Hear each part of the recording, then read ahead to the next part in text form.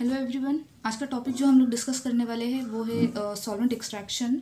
TY के बच्चों को ये होता है बीएससी केमिस्ट्री में, एनालिटिकल केमिस्ट्री से ये टॉपिक है सॉल्वेंट एक्सट्रैक्शन। तो इसमें हम लोग थियोरी और बहुत से क्वेश्चंस डिस्कस करने वाले हैं। सो सॉल्वेंट एक्सट्रैक्शन को लिक्विड लिक्विड एक्सट्रैक्शन भी बोलते हैं। लिक्विड लिक्विड एक्सट्रैक्शन इसलिए क्योंकि ये जो टेक्निक हम लोग जब यूज़ करते हैं तो इसमें दो लिक्विड्स लेते हैं या दो लिक्विड्स यूज़ करते हैं, इसलिए सॉल्वेंट एक्सट्रैक्शन का दूसरा नाम लिक्विड लिक्विड एक्सट्रैक्शन भी है। तो प्रिंसिपल क्या है? अ solute can be distributed in a certain ratio between two immiscible solvents. ये जो आपको दिखाई दे रहा है ये सेपरेटिंग फनल है। मीन्स जो अपैरेटस हम लोग यूज़ करते हैं सॉल्वेंट एक्सट्रैक्शन कैरी आउट करने के लिए उसको सेपरेटिंग फनल बोलते हैं या सेपरेटरी फनल, ऐसे कुछ वो दिखाई देता है। पूरा ग्लास का ट्रांसपेरेंट होता है। तो इसमें हम लोग क्या करते हैं, दो इमिसिबल सॉल्वेंट्स लेते हैं, ऐसे दो लिक्विड्स लेते हैं जो आपस में मिक्स नहीं होते, जो इमिसिबल हो। और उसमें हम लोग क्या करते हैं, जो भी सॉल्यूट है जिसको हमें प्यूरिफाई करना है या मिक्सचर में से अगर हमको एक कंपोनेंट सेपरेट करना है, ऐसा सॉल्यूट हम इसमें डाल देते हैं और दो लिक्विड्स वहाँ पर ऑलरेडी प्रेजेंट है। और फिर टेक्निक क्या है कि आपको इस सेपरेटिंग फनल को शेक करना है। शेक करने से क्या होने वाला है, ये जो सॉल्यूट है इसका क्या होने लगेगा, डिस्ट्रीब्यूशन। डिस्ट्रीब्यूशन बोलो या वो ब्रेक होकर जो दो फेज है या जो दो लिक्विड्स है उसमें वो मिक्स होगा डिपेंडिंग अपॉन इट्स सॉल्युबिलिटी। तो ये सब डिटेल्स हम लोग आने वाले पॉइंट्स में देखने वाले हैं कि लिक्विड्स कौन से है, ये कैसे डिस्ट्रीब्यूट होने वाला है। पर फिलहाल के लिए प्रिंसिपल ये है कि अ solute can be distributed in a certain ratio between two immiscible solvents. तो सेपरेटिंग फनल लेंगे, उसमें दो ऐसे लिक्विड्स लेंगे जो आपस में मिक्स नहीं होते, जो इमिसिबल हो, और जिसको हमें प्यूरिफाई करना है या एक्सट्रैक्ट करना है या मिक्सचर में से कंपोनेंट सेपरेट करना है, ऐसा हमारा सॉल्यूट जो है इसमें हम लोग डाल देंगे, शेक करेंगे और शेक करने के बाद डिस्ट्रीब्यूशन जैसे होगा उसका, उस बेसिस पे हमें क्या मिलने वाला है, सेपरेशन मिलेगा। ये टेक्निक हो गई सॉल्वेंट एक्सट्रैक्शन की। इसके कुछ एडवांटेजेस है, सिंपल ऑपरेशन है, कोई सोफिस्टिकेटेड इंस्ट्रूमेंट की ज़रूरत नहीं है। आप इसको माइक्रो लेवल मैक्रो लेवल कम से कम या ज़्यादा से ज़्यादा सब्सटेंस के साथ भी कैरी आउट कर सकते हो। स्पीडी टेक्निक, ज़्यादा टाइम नहीं लगता। Minor constituents can be separated from major. Yes, अगर आपके पास बहुत सारा मिक्सचर है और उसमें से आपको कोई एक स्पेसिफिक कंपोनेंट सेपरेट करना हो तो आप कर सकते हो। That is you can separate minor constituents from the major one. Okay, so solvent extraction technique जो है वो डिस्ट्रीब्यूशन लॉ पे या पार्टीशन लॉ पे वर्क करती है। तो दो टर्म्स हमें देखने हैं, डिस्ट्रीब्यूशन कोएफिशिएंट और partition coefficient, designated by KD और के, और दूसरा है डिस्ट्रीब्यूशन रेशियो। सो फर्स्ट हम लोग देख लेते हैं डिस्ट्रीब्यूशन कोएफिशिएंट। तो ये क्या है, when a solute distributes itself between two immiscible faces. हम लोग ने सेपरेटिंग फनल लिया, उसमें दो हम लोग ने इमिसिबल लिक्विड्स ले लिए और जो सॉल्यूट हमें सेपरेट करना है या एक्सट्रैक्ट करना है उसको हमने वहाँ पर प्लेस कर दिया।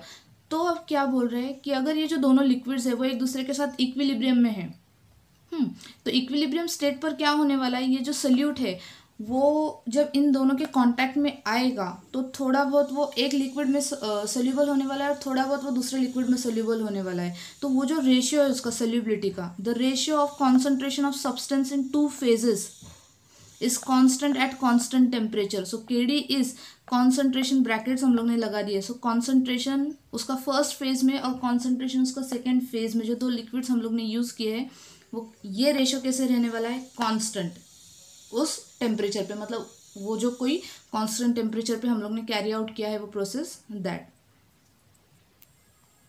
नेक्स्ट टर्म है डिस्ट्रीब्यूशन रेशियो। इसको डेजिग्नेट करते हैं हम लोग डी से। सो डिस्ट्रीब्यूशन रेशियो मतलब वो जो सॉल्यूट है उसका ओवरऑल कॉन्सेंट्रेशन क्या है, एक ये भी एक रेशियो ही है। तो देखिए, ratio of total concentration of species in organic phase upon total concentration of species in aqueous phase, उसका कॉन्सेंट्रेशन कितना है। जो दो लिक्विड्स है, इमिसिबल लिक्विड्स है, लिक्विड 1 एंड लिक्विड 2, तो लिक्विड 1 में जो सॉल्यूट हम लोग ने डाला था उसका कितना कॉन्सेंट्रेशन है, और लिक्विड 2 का जो है हम लोग ने लिया हुआ है उसमें उसका कॉन्सेंट्रेशन कितना है, सिंपली उसका जो रेशियो है वो डिस्ट्रीब्यूशन रेशियो है। तो यहाँ पर इक्विलिब्रियम स्टेट नहीं है, कांस्टेंट टेम्परेचर की कोई झंझट नहीं है, कुछ नहीं, सिंपली यहाँ पर क्या है कि टोटल कॉन्सेंट्रेशन हमें बताना है ऊपर वाली फेज में और नीचे वाली फेज में, और उसका जब हम लोग रेशियो ले लेंगे वो आपका हो जाने वाला है डिस्ट्रीब्यूशन रेशियो। और जो प्रीवियस टर्म हम लोग ने देखी थी पार्टीशन कोएफिशिएंट, वो इक्विलिब्रियम स्टेट की बात है, वो भी यही है, टर्म यही है वो, पर वहाँ पर इक्विलिब्रियम लग रहा है, कांस्टेंट टेम्परेचर लग रहा है, वहाँ पर कंडीशंस है, और ये जो टर्म है ये विदाउट कंडीशंस है। ओके, यस, नेक्स्ट एक टर्म है परसेंट एक्सट्रैक्टेड और एफिशिएंसी ऑफ एक्सट्रैक्शन। जब हम लोग एक्चुअल एक्सट्रैक्शन कैरी आउट करें, हम लोग ने सेपरेटिंग फनल लिया हुआ है, जो भी चीज़ें हमें रिक्वायर्ड है लिक्विड और हमारा सोल्यूट, वो हम लोग ने उसमें प्लेस किया है और हम लोग ने उसको शेक किया और एक एक्सट्रैक्शन ले लिया है हम लोग ने। तो उसके बाद जो है आपका सब एक्सट्रैक्शन जो है वो कितना सक्सेसफुल रहा है वो आप कैसे देखने वाले हो, तो वो परसेंट के फॉर्म में कि आपने सल्यूट फॉर एग्जांपल 5 मिलीग्राम्स लिया होगा और एक्सट्रैक्ट करने के बाद यानी कि solvent extraction process carry out करने के बाद आपका सल्यूट कितना रह गया है वो आप कैसे कैलकुलेट करने वाले हो, परसेंट ई के फॉर्म में, परसेंटेज के फॉर्म में कैलकुलेट करने वाले हो। तो परसेंट ई से हमें क्या समझता है, एक्सट्रैक्शन कितना एफिशिएंट है या एक्सट्रैक्शन सच्ची कितना सक्सेसफुल रहा है या नहीं। तो परसेंट ई के अगर आपको प्रॉब्लम्स आते हैं या परसेंट ई हमें कैलकुलेट करना है तो उसके लिए फॉर्मूला है 100 into d upon d plus v upon we zero. तो डी हमारा डिस्ट्रीब्यूशन रेशियो है, जो इसकी प्रीवियस टर्म हम लोग ने देखी थी वो। वी ए और v o, v a volume है एक्वियस फेज का और वी ओ जो है वो वॉल्यूम है ऑर्गेनिक फेज का। इसके बारे में हम लोग थोड़ा सा डिस्कस कर लेते हैं ये टर्म्स के बारे में।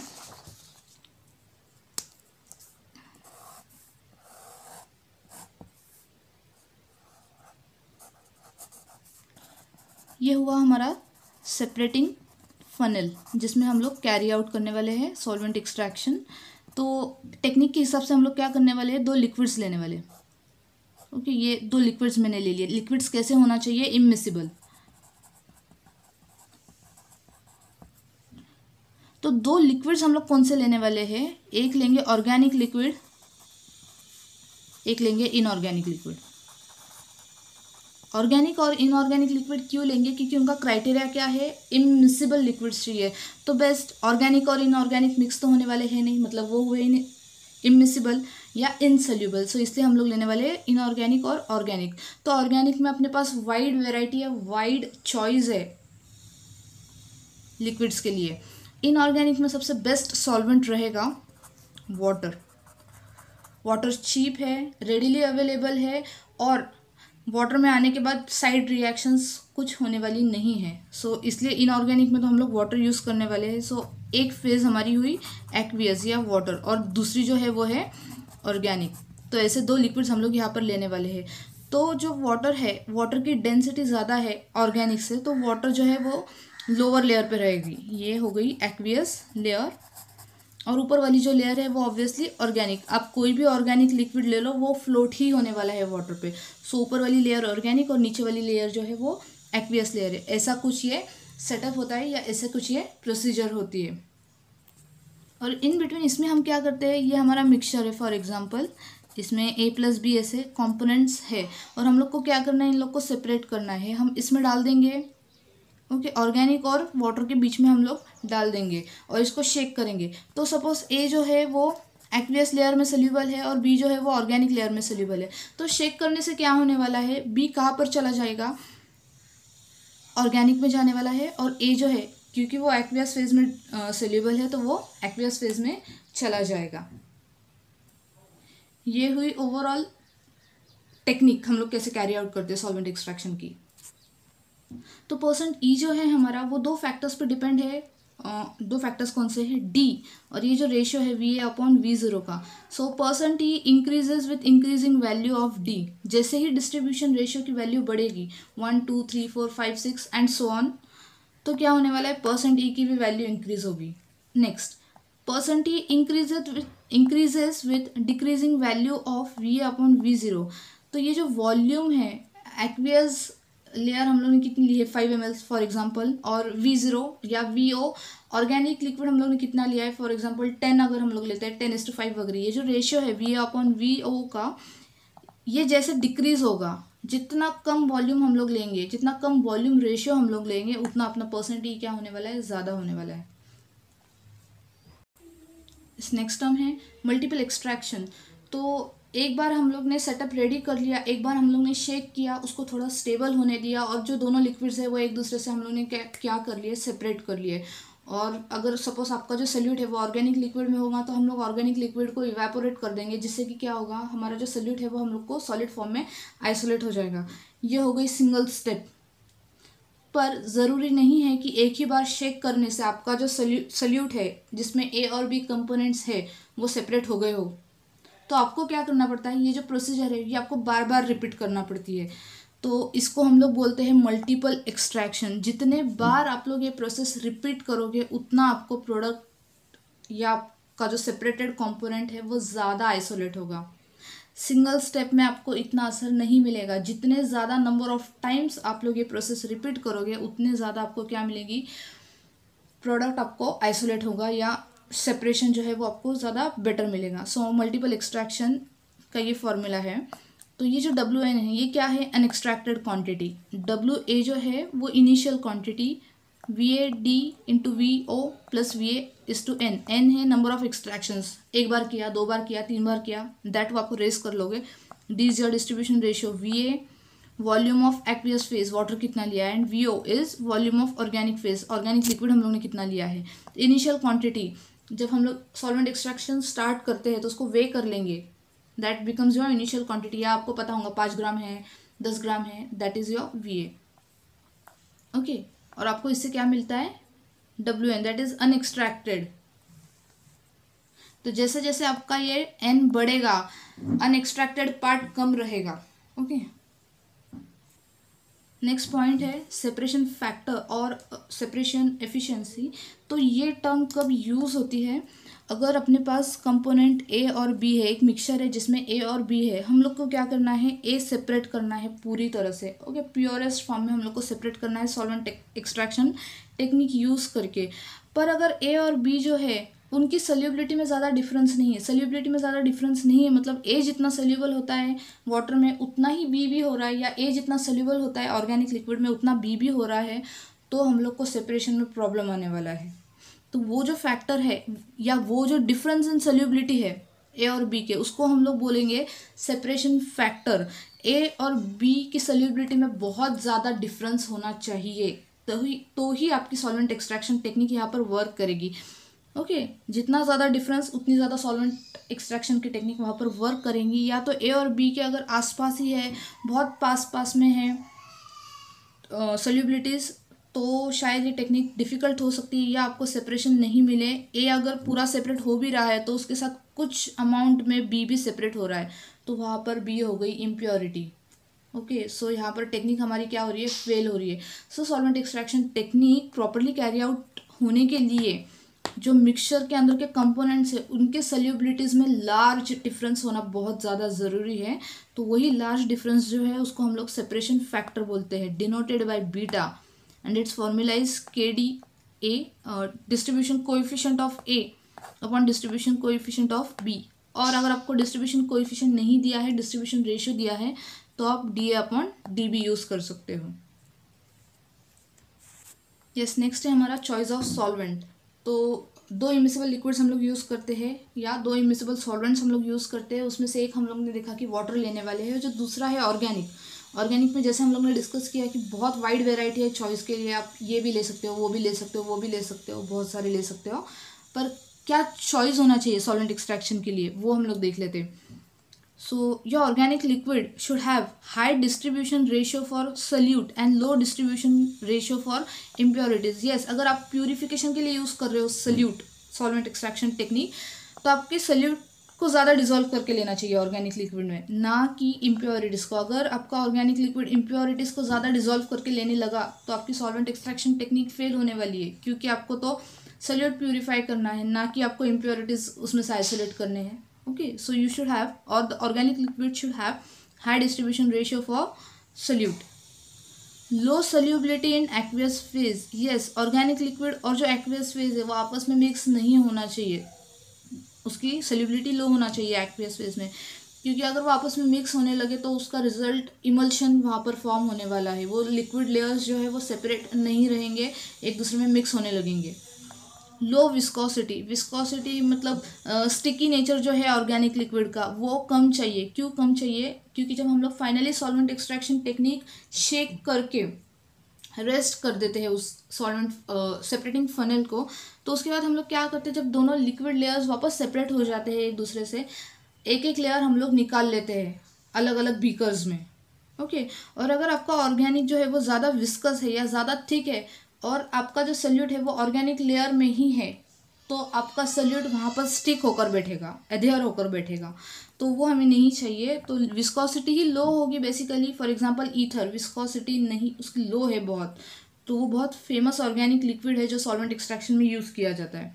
देन नेक्स्ट है sufficient density difference from aqueous phase, yes, to avoid formation of emulsion. दोनों के डेंसिटी में काफ़ी डिफरेंस चाहिए सो दैट वो मिक्स नहीं होंगे आपस में। लो टॉक्सिसिटी एंड इन्फ्लेमेबिलिटी, ऑर्गेनिक लिक्विड जो है वो ज़्यादातर टॉक्सिक होते हैं, तो हमें जो यहाँ पर यूज़ करना है उसकी टॉक्सिसिटी कम चाहिए। एंड इन्फ्लेमेबिलिटी, फायर कैच कर सकते हैं आपके organic liquids, that is inflammable nature, तो वो भी कम चाहिए, नहीं चाहिए वैसा। And ease of recovery of solute from solvent, yes, अगर आपका सल्यूट जाकर ऑर्गेनिक फेज में मिक्स हुआ है या डिजोल्व हुआ है, तो जब आप लोग दोनों लेयर्स को सेपरेट कर लोगे तो ऑर्गेनिक को आप क्या करते हो, इवेपोरेशन के लिए रख देते हो, इवेपोरेट हो जाता है ऑर्गेनिक लिक्विड और आपको क्या आइसोलेट होता है, जो सल्यूट प्यूरिफाई हुआ है वो। तो आपको जो लिक्विड चाहिए वो ऐसा चाहिए कि वो फास्टर रेट पे इवेपोरेट हो जाए या इजीली आपको सल्यूट रिकवरी के तौर पर दे दे। types of extraction system, so okay, 3 types of extraction system we are going to see over here, but ये actually इसकी theory है क्या वो हम लोग देख लेते हैं। जो uncharged organic molecules है वो कहाँ पर जाकर डिजोल्व होने वाले हैं, वो ऑब्वियसली ऑर्गेनिक लेयर में जाकर डिजोल्व होने वाले हैं। और अगर चार्ज स्पीशीज है या आयन्स है या आयोनाइज्ड मॉलिक्यूल्स है तो वो कहाँ पर जाके डिजोल्व होने वाले हैं, एक्वियस लेयर में। तो ये किस बेसिस पे चल रहा है सब फंडा, like dissolves like, organic molecules organic layer में डिजोल्व होने वाले हैं, और चार्ज स्पीशीज बोलो, मेटल्स है, आयन्स है, वो कहाँ पर डिजोल्व होने वाले हैं, एक्वियस में। ओके, सो अगर हमारे पास मेटल है सेपरेशन के लिए, ज़्यादातर सॉल्वेंट एक्सट्रैक्शन से हम लोग मेटल्स ही एक्सट्रैक्ट करते हैं। सो मेटल को अगर हमें ऑर्गेनिक लेयर से एक्सट्रैक्ट करना है तो पॉसिबल है क्या, क्योंकि मेटल आयंस जो है वो चार्ज्ड है, तो चार्ज होने की वजह से वो कहाँ पर आपको सोल्यूबल होने वाले हैं, एक्वियस लेयर में। पर हमें मेटल जो है वो एक्वियस लेयर से एक्सट्रैक्ट नहीं करना, हमें मेटल को ऑर्गेनिक लेयर से एक्सट्रैक्ट करना है या ऑर्गेनिक लेयर में डिजोल्व करना है, तो वो पॉसिबल है क्या? तो यस, वो पॉसिबल है। उसके लिए 3 टाइप के सिस्टम्स है, ओके, जो हम लोग देखने वाले हैं।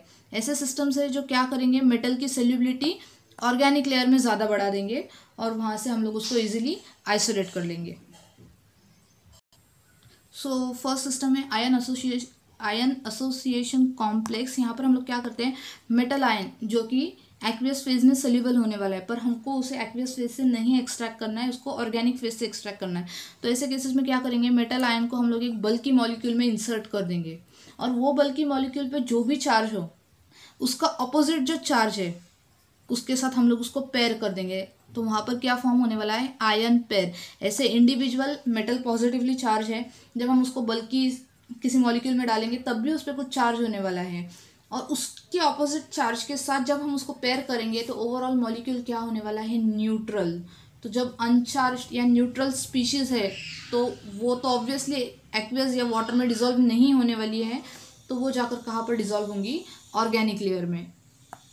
ओके, हम लोगों ने सक्सेसफुली उसको भेज दिया है ऑर्गेनिक। नेक्स्ट है सॉल्वेशन। सॉल्वेशन का प्रिंसिपल भी सेम है, पर यहाँ पर हम लोग क्या करते हैं, एसिडिक या बेसिक सिस्टम्स यूज़ करते हैं और इसका प्रिंसिपल सेम ऐसे ही है। और थर्ड है चिलेट फॉर्मेशन। जो मेटल प्रेजेंट है सल्यूट में जिसको हमें एक्सट्रैक्ट करना है या सेपरेट करना है, उसको हम लोग क्या कर सकते हैं, उसको हम लोग चिलेट में कन्वर्ट कर सकते हैं। चिलेट्स कैसे होते हैं, चिलेट्स होते हैं वाटर इनसोल्यूबल। अगर वाटर इनसोल्यूबल है इसका मतलब वो ऑर्गेनिक सॉल्वेंट में सोल्यूबल होंगे। सो चिलेट क्या होते हैं, स्ट्रॉन्ग कोऑर्डिनेट बॉन्ड्स फॉर्म करते हैं मेटल के साथ। मेटल सेंटर में होता है और चिलेट्स चारों साइड से, पांचों साइड से जितने भी उसको होंगे उसकी फंक्शनैलिटी, उस हिसाब से उसको बॉन्ड करके ऑर्गेनिक लेयर में लेके जाने वाला है। तो इस तरह से हम लोग क्या कर सकते हैं, मेटल आयंस को ऑर्गेनिक लेयर्स में एक्सट्रैक्ट कर सकते हैं। नेक्स्ट पॉइंट है फैक्टर्स अफेक्टिंग सॉल्वेंट एक्सट्रैक्शन। कुछ फैक्टर्स है जिसकी वजह से सॉल्वेंट एक्सट्रैक्शन पे फर्क पड़ सकता है, पॉजिटिव भी फर्क पड़ सकता है और नेगेटिव भी पड़ सकता है। सो हम लोग देख लेंगे सॉल्टिंग आउट एजेंट्स। तो ये क्या होते हैं salting out agents, process of addition of inorganic salts. तो जब हम लोग इनऑर्गेनिक सॉल्ट्स ऐड करेंगे हमारे सिस्टम में, वो सेपरेटिंग फनल में, तो आपको क्या होने वाला है, आपको जो भी चीज़ एक्सट्रैक्ट करनी हो, सपोज मेटल हो, तो वो ऊपर एक्सट्रैक्ट होकर बाहर आ जाएगा क्योंकि इनकी सोल्युबिलिटी ज़्यादा होती है वहाँ पर। सो सॉल्टिंग आउट एजेंट, इनके ऐड करने से एक्सट्रैक्शन फास्ट हो जाएगा, या जो भी आपको बाहर लेना है एक्सट्रैक्ट करके वो बाहर आ जाएगा। Next pH value. So yes, हमारा सॉल्वेंट एक्सट्रैक्शन सिस्टम जो है वो पीएच के ऊपर डिपेंड करता है। अगर पीएच में चेंजेस आ जाए तो आपका सॉल्वेंट एक्सट्रैक्शन फेल भी हो सकता है। Okay, so this process depends upon pH of the solution. जब दो मेटल्स प्रेजेंट हो, सपोज Fe है और निकल है, और हम लोग को उसे सेपरेट करना है, तो आप क्या यूज़ कर सकते हो, आप डिफरेंस इन पीएच वैल्यू, इनको दो अलग अलग पीएच वैल्यूज़ पे आप सेपरेट कर सकते हो। तो ये पीएच का पॉइंट आप लोग वहाँ पर यूज़ कर सकते हो दो मेटल्स के केस में। नेक्स्ट है ऑक्सीडेशन स्टेट। अगर हमें सिलेक्टिविटी इंक्रीज करनी है, या हमारे सल्यूट में जो है 2 या 3 टाइप के मेटल्स प्रेजेंट है, Fe, Ni, Mg, Zn ऐसे प्रेजेंट है, तो हम लोग को कोई एक ही सेपरेट करना है, तो हम क्या कर सकते हैं, उसकी ऑक्सीडेशन स्टेट चेंज कर सकते हैं। क्योंकि अगर शेक करने से चारों के चारों आपको एक्सट्रैक्ट हो रहे हैं तो उसको हम लोग एक्सट्रैक्शन नहीं बोलेंगे। तो आप क्या करोगे, सिलेक्टिवली अगर आपको Fe सेपरेट करना हो तो आप Fe की क्या कर दो, ऑक्सीडेशन स्टेट चेंज कर दो, और उस हिसाब से आप आपके लिक्विड्स चूज करो। तो ऑक्सीडेशन स्टेट चेंज करने से भी हम लोग को क्या मिलने वाला है, सिलेक्टिविटी या सेपरेशन मिलेगा। देन नेक्स्ट है masking agents. Yes, masking agents हमें कब यूज़ करने की बारी आती है कि हमारे मिक्सचर में जो है 2 या 3 मेटल्स प्रेजेंट है, और अगर आप चाहते हो कि उसमें से किसी एक को ही सेपरेट करना है, और जो बाकी 2 है उन्होंने पार्ट ही नहीं लेना चाहिए, पार्टिसिपेट ही नहीं करना चाहिए इस सॉल्वेंट एक्सट्रैक्शन के प्रोसेस में, तो हम लोग उनको क्या कर देंगे, मास्क कर देंगे, छुपा देंगे, उनको हाइड कर देंगे। मास्किंग एजेंट्स यूज़ कर दिए तो उससे क्या होंगे, जो 2 अनवांटेड है या जो अनरिक्वायर्ड है हम लोग को, वो मास्क हो जाने से वो सॉल्वेंट एक्सट्रैक्शन टेक्निक में पार्ट ही नहीं लेंगे। पार्ट ही नहीं लिया तो वो एक्सट्रैक्ट भी नहीं होने वाले, तो जो रिक्वायर्ड है वो क्या होने वाला है, आपको एक्सट्रैक्ट हो जाएगा। नेक्स्ट है मॉडिफायर्स। मॉडिफाई का मीनिंग है चेंज। तो हम लोग क्या करते हैं, ऑर्गेनिक फेज में कुछ ऐड करते हैं मॉडिफायर्स, जिससे क्या होने वाला है, जो आपका सल्यूट एक्वियस फेज में सल्यूबल हो चुका है पर आपको वो एक्वियस फेज में नहीं चाहिए, वो आपको ऑर्गेनिक में लेकर आना है, तो आप मॉडिफायर्स ऐड कर दो। उसकी वजह से क्या होंगे, प्रॉपर्टीज थोड़े से मॉडिफाई हो जाएंगे, चेंज हो जाएंगे, जिस वजह से आपका जो सल्यूट एक्वियस फेज में है वो इजीली ऑर्गेनिक फेज में आ जाएगा, और ऑर्गेनिक फेज से हम लोग को सल्यूट एक्सट्रैक्ट करना ज़्यादा ईजी है। और लास्ट है synergistic agents. Synergistic means combined action. Okay, so ऐसे एजेंट्स है जो ज़्यादा पावरफुल है, जो हम लोग ऑर्गेनिक फेज को ऐड करते हैं, जिससे कि सॉल्वेंट एक्सट्रैक्शन टेक्निक और ज़्यादा एनहांस हो जाती है या और ज़्यादा बेटर रिजल्ट्स देती है। So synergistic agents means combined action giving agents. Last theoretical point है type of techniques in solvent extraction. 3 type के टेक्निक्स हम लोग यूज़ करते हैं, batch extraction, continuous extraction, counter current extraction, also known as pseudo counter current extraction, also known as Craig extraction. So ये 3 type के जो extraction classify हुए हैं या आपको क्लासिफिकेशन फॉर्म में दिख रहे हैं, वो किस बेसिस पर किए हैं, D, that is your distribution ratio. Okay, तो बैच एक्सट्रैक्शन प्रोसेस हम लोग कब यूज़ करने हैं, जब आपकी सल्यूट कि डी वैल्यू बहुत ज़्यादा हाई है, या आपका सल्यूट जो है वो बहुत इजीली डिस्ट्रीब्यूट हो रहा है या बहुत इजीली डिसॉल्व हो रहा है आपके लिक्विड्स में, that is having high D value. ऐसे केस में हम लोग क्या यूज़ कर सकते हैं, बैच एक्सट्रैक्शन। तो प्रोसेस वही है कि सेपरेटिंग फनल में हम लोग लिक्विड्स ले लेंगे और सॉल्यूट वहाँ पर प्लेस कर देंगे, क्योंकि उसकी डी वैल्यू बहुत ज़्यादा, तो वो इजीली डिस्ट्रीब्यूट हो जाएगा दोनों भी लेयर्स में, ऑर्गेनिक में और एक्वियस में, और उसके बाद आप उसको सेपरेट करके एक्सट्रैक्ट कर सकते हो। इसके लिए हम लोग यूज़ करेंगे सेपरेटिंग फनल।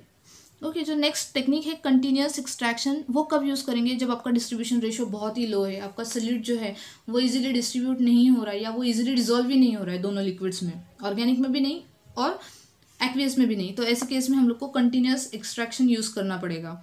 इसके लिए जो अपैरेटस यूज़ करते हैं वो है Soxhlet apparatus.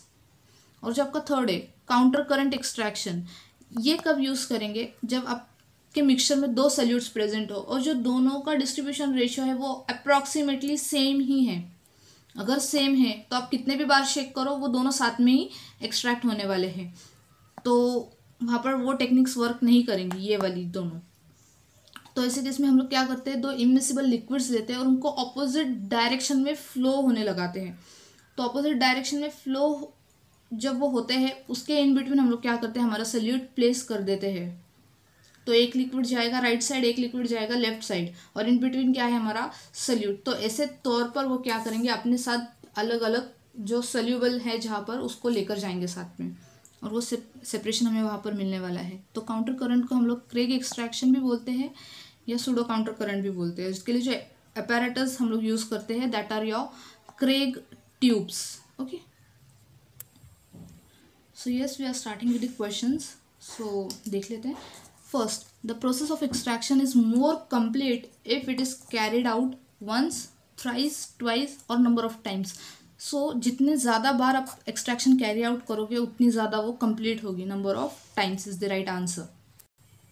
Next, the solvent used for extraction must have dash inflammability and dash viscosity। तो हम लोग ने देखा था चॉइस ऑफ सॉल्वेंट्स में इन्फ्लेमेबिलिटी भी कम चाहिए और विस्कोसिटी भी कम चाहिए, that is your low and low.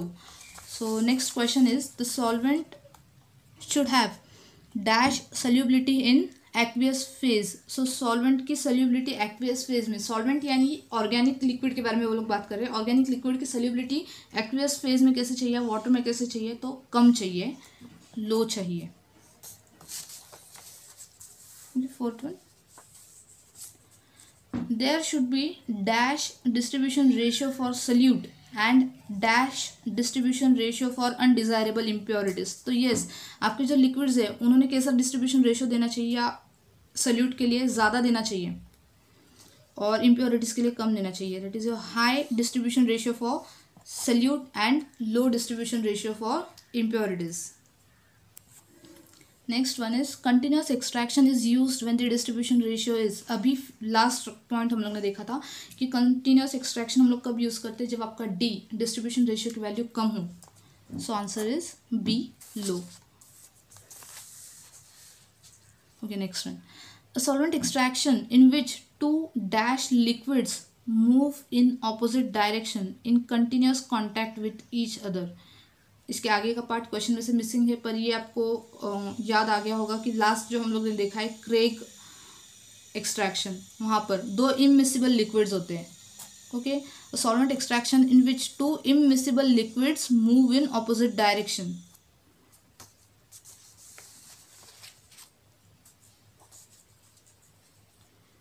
Next is solvent extraction is more effective when extraction is repeated with। okay, extraction करते वक्त आप कितना लिक्विड लेने वाले, लिक्विड की क्वांटिटी के बारे में इस क्वेश्चन में बात हो रही है। तो एक्सट्रैक्शन ज़्यादा इफेक्टिव कब होने वाला है, जब आप स्मॉल सॉल्वेंट थोड़ा थोड़ा लिक्विड लेकर ज़्यादा बार सॉल्वेंट एक्सट्रैक्शन अगर कैरी आउट करते हो तो आपका एक्सट्रैक्शन इफेक्टिव होगा। सो आंसर इज स्मॉल सॉल्वेंट, थोड़ा थोड़ा सॉल्वेंट यूज़ करके ज़्यादा बार हम लोग एक्सट्रैक्शन कैरी आउट करेंगे। Next, what is the representation of distribution coefficient. So answer is के डी, जिसको हम लोग बोलते हैं। And your last one is most common example of extraction is with the help of ether, alcohol, benzene and chloroform. So answer is ether. Other name for solvent extraction technique is, yes, liquid liquid extraction हम लोग बोलते हैं solvent extraction को। So answer is B.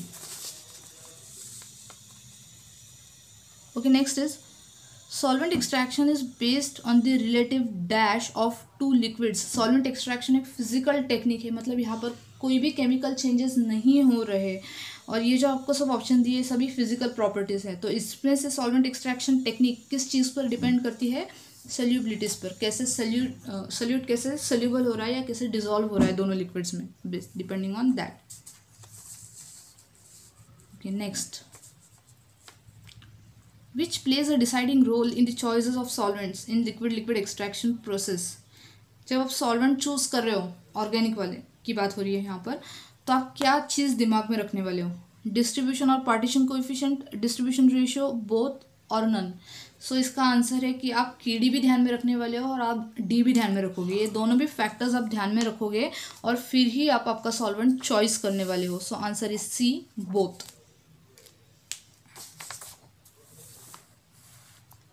13th, in which process the feed and extracting solvent pass through the cascade in opposite directions। yes, तो last जो हम लोग ने देखा था टाइप ऑफ टेक्निक्स, उसमें ऐसी कौन सी टेक्निक है कि जिसमें दोनों लिक्विड्स जो है या आपका फीड जो है वो ऐसे लिक्विड्स के बीच में प्लेस किया है जो ऑपोजिट डायरेक्शन में मूव हो रहे हो। सो सिंगल स्टेज, काउंटर करंट, को करंट एंड नन। सो को करंट ऐसी कोई चीज़ हम लोग ने देखी ही नहीं है। सिंगल स्टेज, वो बैच सेपरेशन जो था फर्स्ट वाला batch extraction, that was your single stage extraction system, so वो भी इसका आंसर नहीं है। सो ये है काउंटर करंट। काउंटर करंट में हम लोग क्या करते हैं, दो लिक्विड्स जो है इमिसिबल उनको ऑपोजिट डायरेक्शन में फ्लो होने देते हैं और इन बिटवीन उसके हम लोग हमारा सॉल्यूट प्लेस कर देते हैं। सो answer is counter current extraction system. जहाँ पर भी आप वर्ड देखोगे opposite direction, blindly you can write counter current. So next हम लोग लेने वाले हैं ट्रू और फॉल्स टाइप के क्वेश्चंस। क्वेश्चंस की वजह से क्या होगा, आपकी जो थियोरी है वो ज़्यादा आपको समझ जाएगी यहाँ पर, इसलिए हम लोग इतने सारे क्वेश्चंस ले रहे हैं। So first, ionic compounds are highly soluble in non polar organic solvent. So answer is false. Ionic compounds would be more soluble in polar. Okay, answer is false. ये नॉन पोलर में soluble नहीं होगी, ये होगी polar liquids में soluble. सो इसका answer है false. SE, that is a solvent extraction is very tedious and time consuming process. So answer is false. Time consuming process नहीं है और tedious भी नहीं है। Next, with the help of solvent extraction technique minor constituents can be separated from major constituents. So answer is true. आप separate कर सकते हो, it is possible. Next, in solvent extraction two miscible phases are in contact and in equilibrium with each other. Yes, दो liquids जो है वो equilibrium और एक दूसरे के contact में तो होती है, पर उनका नेचर मिसिबल नहीं होता, उनका नेचर इमिसिबल होता है। यहाँ पर उन्होंने दिया है miscible. So this answer is false, it should be immiscible. पूरा स्टेटमेंट सही है बट यहाँ पर जो है वो मिसिबल नहीं है, वो इमिसिबल है। द नेक्स्ट, डिस्ट्रीब्यूशन रेशियो का उन्होंने फॉर्मूला दिया है, और अगर आपको फॉर्मूला याद हो तो ऊपर वाली जो है फॉर्मूले में वो ऑर्गेनिक फेज थी और नीचे एक्वियस है, तो इन्होंने रेशियो क्या कर दिया है, रिवर्स कर दिया है। So this is not your d, this is false. It is organic upon aqueous. So next is D is independent of the volume of two phases. So this answer is true. D के ऊपर volume का कोई असर नहीं पड़ता distribution ratio पर।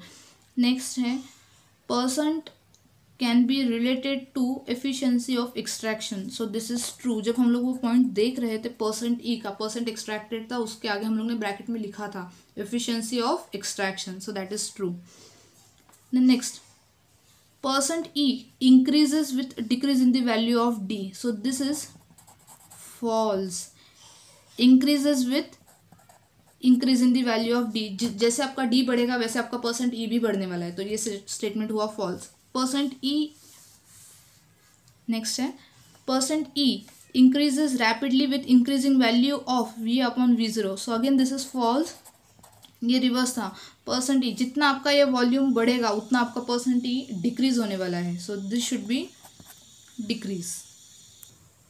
सो 10th, salting out effect is affected by common ion effect. This is true. The process of liquid extraction is independent upon pH of the solution. मतलब कि सॉल्वेंट एक्सट्रैक्शन पे अगर हम लोग pH चेंजेस कर रहे हैं तो कुछ फर्क नहीं पड़ रहा है, इंडिपेंडेंट है। So no, this is false. Factors में हम लोग ने देखा था pH का फर्क उस पर पड़ता है। Next, the selectivity of extraction में समटाइम्स बी इंक्रीज्ड और decreased by changing the oxidation state of metal. So yes, factors में हम लोग ने देखा था कि ऑक्सीडेशन स्टेट हम लोग चेंज कर रहे हैं तो सिलेक्टिविटी में हम लोग डिफरेंस ला सकते हैं। सो this is true. Modifiers, next one, modifiers are added to organic phase to decrease the solubility of extractant in diluent. So this is false. Modifiers हम लोग ऐड ही इसलिए करते हैं कि जो आपका सल्यूट है या आपका जो एक्सट्रैक्टेंट है उसकी सल्यूबिलिटी इंक्रीज हो, यहाँ पर उन्होंने दिया है decrease. So this is false.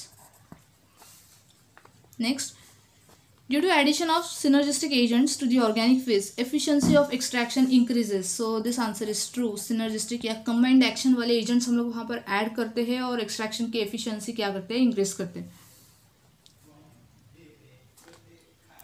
So 15th one, the efficiency of extraction increases with decrease in the number of extractions. So this is false.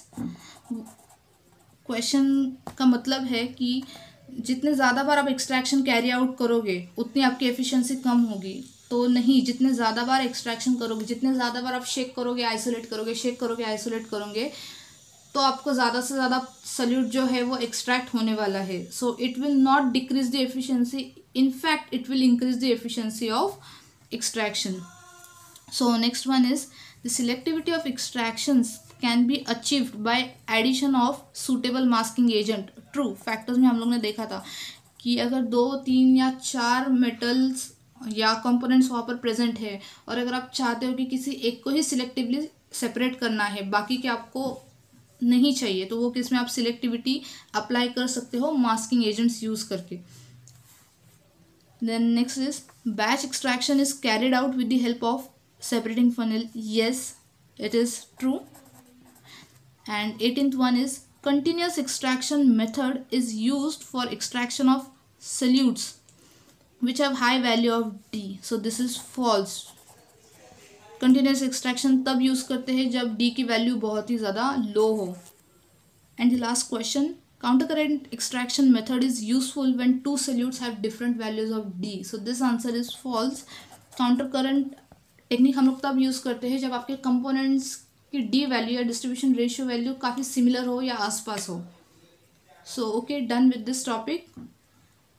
Please watch, like and subscribe to my channel.